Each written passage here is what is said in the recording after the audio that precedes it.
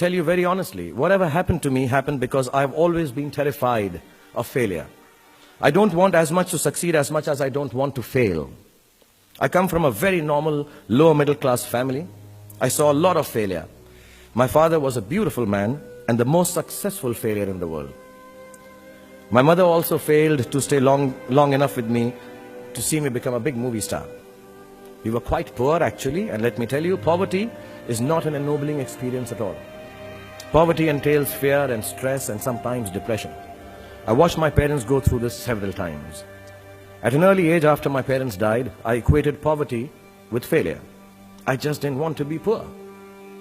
So when I got a chance to act in films, it wasn't out of any creative desire, I say this honestly. It was purely out of the fear of failure and poverty. Most of the films I signed were discards of better known actors, and the producers could not find anyone else to do them. I did them all to make sure that I was working to avoid unemployment.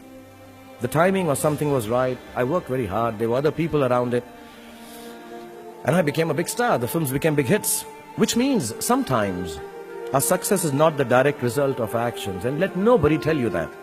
Success sometimes just happens, really. It is accidental, and we have to take credit for it. I do it sometimes surely out of embarrassment. So I believe the true path to success is through the fear of failure. If you aren't scared enough of failing, you're unlikely to succeed. It's not pleasant to fail, it's tough. All of us experience it. You will too if you haven't already. So use it to succeed.